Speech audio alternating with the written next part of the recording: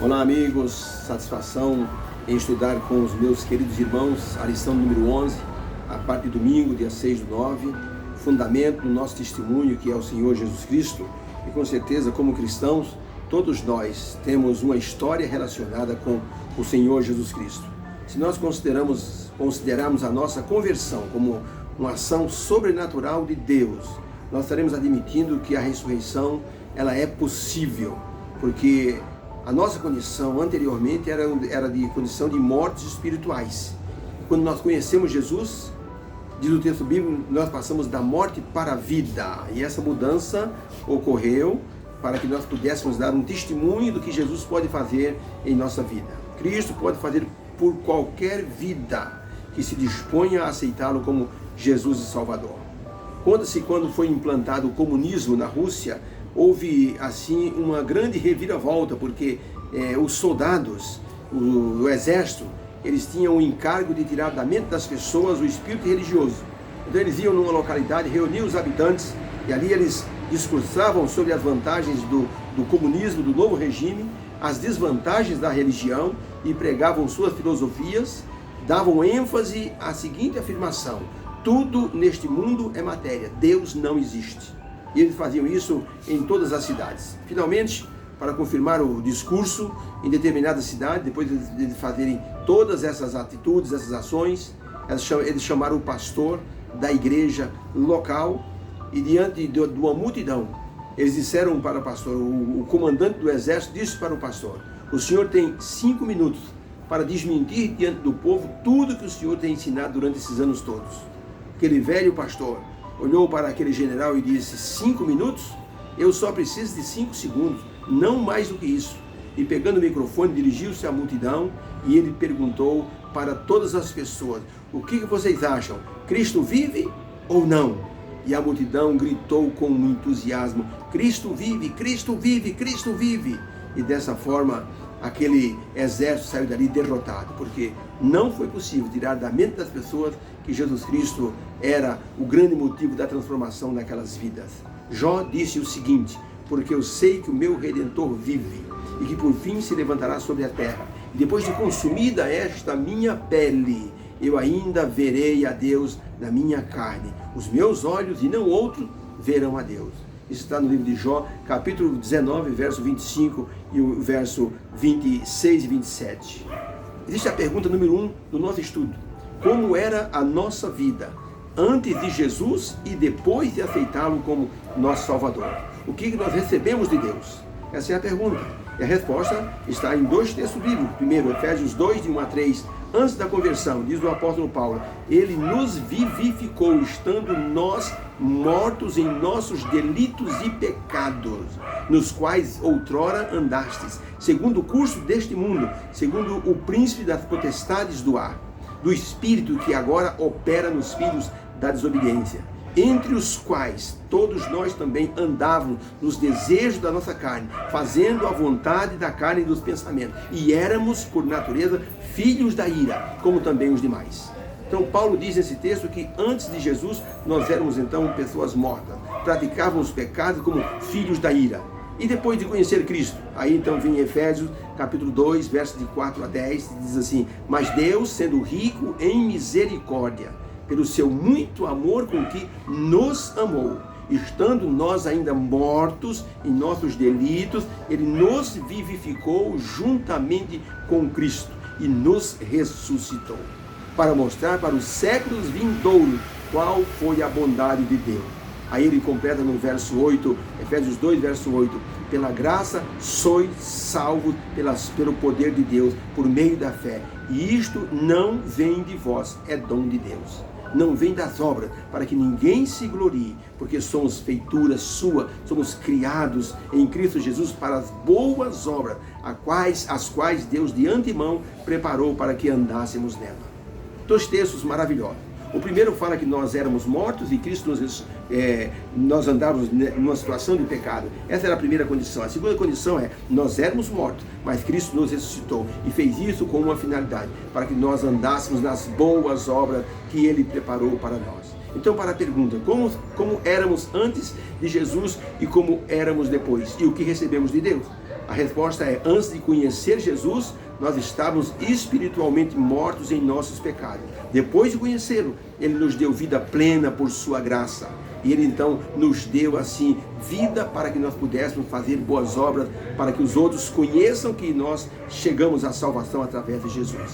Gente, a vida com Cristo é uma vida com propósito, porque é uma vida que existe com um objetivo especial. Não existe um meio termo. Ou a pessoa é de Jesus, ou a pessoa não é de Jesus. Ou a pessoa serve a Deus ou não serve a Deus. E isso, Jesus diz, pelos seus frutos os conhecereis. É uma coisa natural. Então você, quando planta qualquer planta, você vai esperar o fruto daquela planta, ou daquela árvore frutífera. Numa casinha que meu sogro tem no interior, ele plantou um pé de atemoia.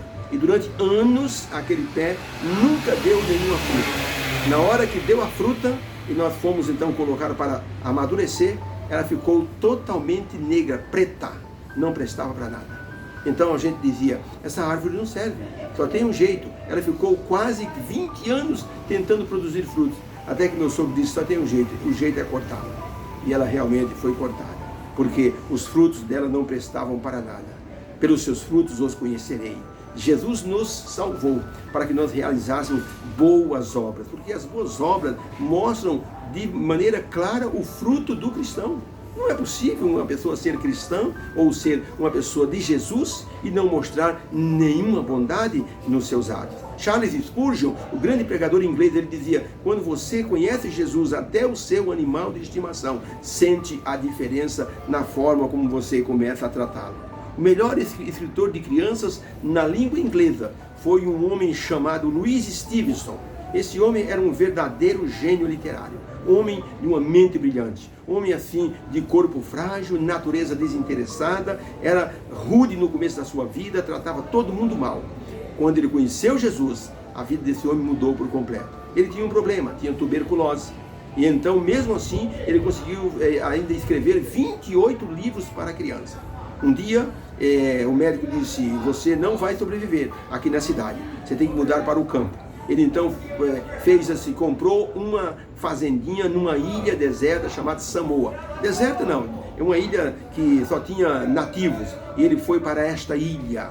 E ali fez uma casinha, sua mãe que estava na Escócia veio para estar junto com ele, e ali então a mãe cuidava dele, fazia os alimentos para ele, mas Louis Stevenson se tornou uma bênção para os moradores daquela ilha. Ele ajudava todos eles. Ele se interessava pela vida dele. Quando tinha qualquer briga, Louis Stevenson ia apartar a briga. Quando alguém era preso, ele ia visitar a pessoa, falava palavras de conforto. Quando tinha guerra entre os nativos, ele socorria os feridos, levava alimento para aqueles que eram pobres. Se tornou uma bênção, a ponto de dos nativos fazerem em sua homenagem, sabe o quê? Fizeram assim uma estrada jogando terra sobre terra, assim, da ilha até a outra ponta, para que ele pudesse então passar quando quisesse para atender as pessoas, porque só dava para ir de barco na casa dele, na fazendinha dele, lá na ilha de Samoa. Esse homem recebeu o nome de o Homem do Coração de Amor, e eles deram o nome da estrada de a Estrada para o Coração de Amor. Olha que bênção que esse homem se tornou. A pergunta número 2 diz assim, se as obras não nos salvam, por que elas são importantes para nós? Efésios 2, verso 10 diz o seguinte, porque somos feituras de Jesus, criados em Cristo Jesus para as boas obras, as quais Deus de antemão preparou para que andássemos nela.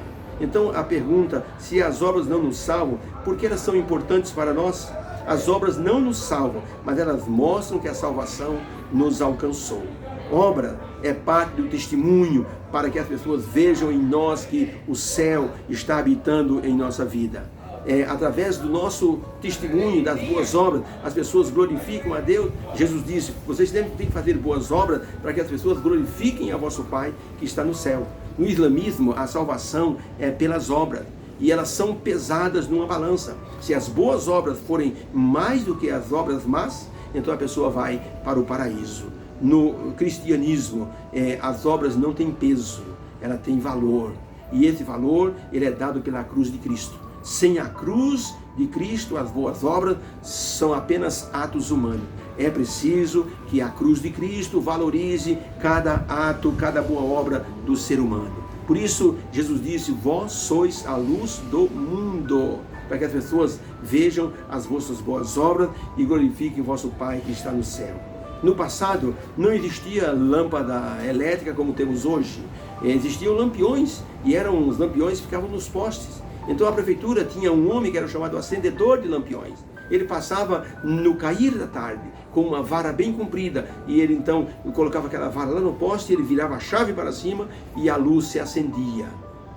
As crianças gostavam demais de ver o acendedor de lampiões, e eles acompanhavam o acendedor de lampiões durante todo um percurso. O homem ia lá acendendo os lampiões, e a cada local, cada trecho escuro do caminho, o homem acendia e então iluminava aquele local, e as crianças faziam festa. Mas chegava um momento que as crianças não tinham mais autorização para caminhar onde o homem já estava longe. Elas tinham que voltar para casa. Mas elas ficavam reunidas na ponta da rua e ficavam vendo ao longe quando o homem desaparecia na sombra. Mas de vez em quando, daqui a pouco, um facho de luz se acendia, outro e mais outro, e o acendedor de lampiões deixava um rastro de luz por onde ele passava.